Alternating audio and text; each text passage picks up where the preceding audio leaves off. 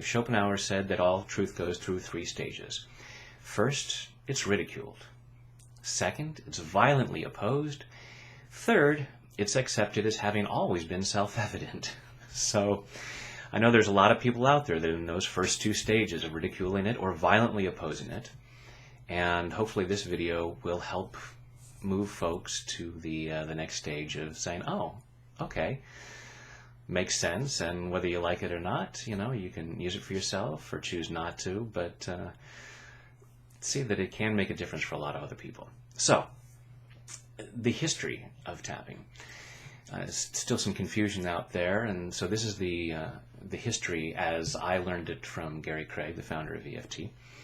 Around 1980, a psychologist named Roger Callahan was working with a woman who we call Mary, who had a lifelong fear of water, an intense phobia.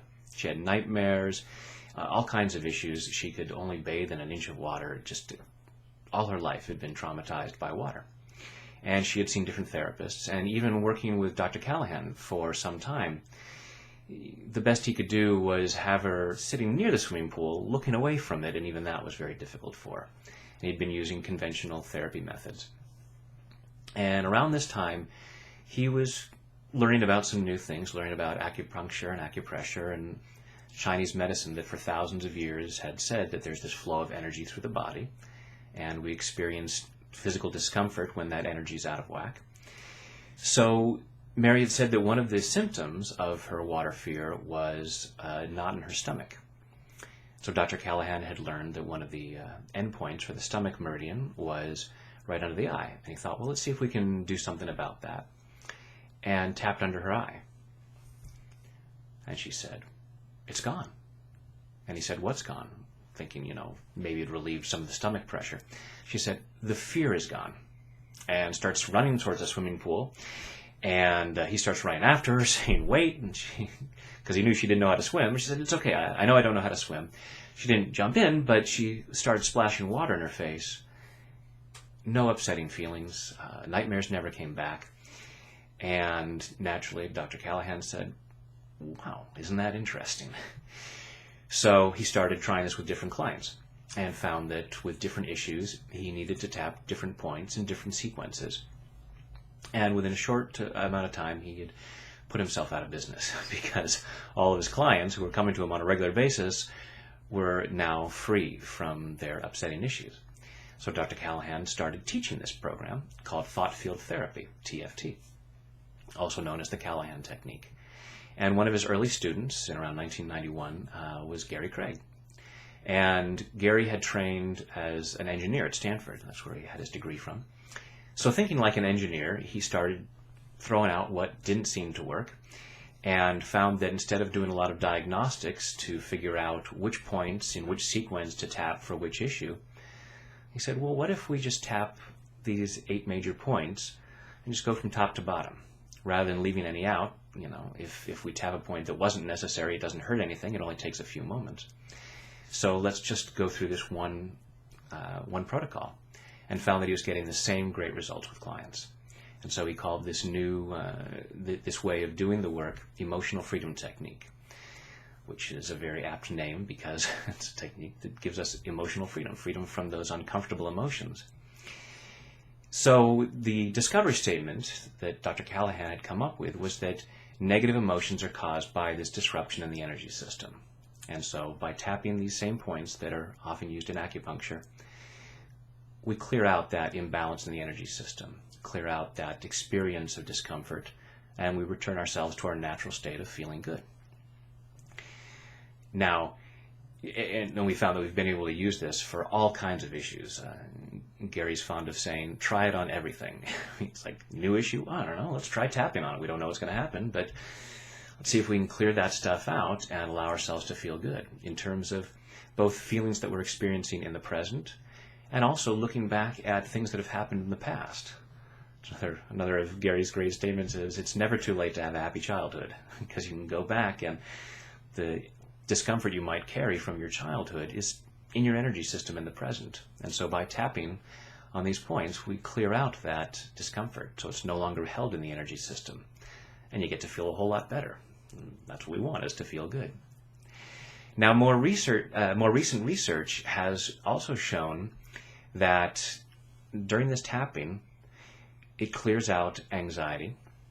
And, don't take my word for it. Down in the information box, I have links to research.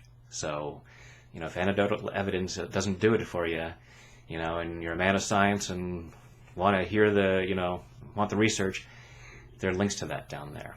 And there's a study done showing brain scans, showing the normalization of brain activity after stimulating acupressure points. There's also a study done more recently by Dawson Church showing that during the tapping, it's lowering the levels of cortisol. Cortisol is a stress hormone. When our brain is designed so that when we get into a threatening situation, the amygdala in the limbic system is stimulated and we go into fight or flight, and it starts pumping cortisol, this stress hormone that gets us ready to deal with whatever the threat is. Now, our brain was developed, over 100,000 years ago when we were in more life-threatening situations on a more regular basis. So, this is the sympathetic nervous system that gets us into that fight or flight. And oftentimes, most of the time, the threat that we're responding to in this physically uncomfortable way is not a real threat to us. Now, we also have the parasympathetic nervous system, where the frontal cortex then calms that down, and we start to become more rational, more open-minded. Because when we're in that stress situation, we're very close-minded. We don't, we can't be so open-minded. If we're being attacked by a saber-toothed tiger, we don't have time to consider all of the things. We need to deal with the threat that's clear and present and immediate. So, once we realize that there isn't the same threat that we had first responded to, then we start to calm down.